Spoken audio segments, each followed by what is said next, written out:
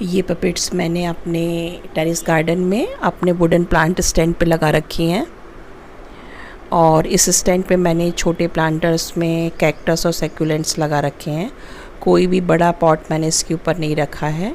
और इस पे ये पपेट लगी हुई बहुत ही सुंदर दिखाई देती है। और डेकोरेशन के लिए कुछ मैंने स्टोन्स भी पेंट करके यहाँ पे लगाए हुए हैं।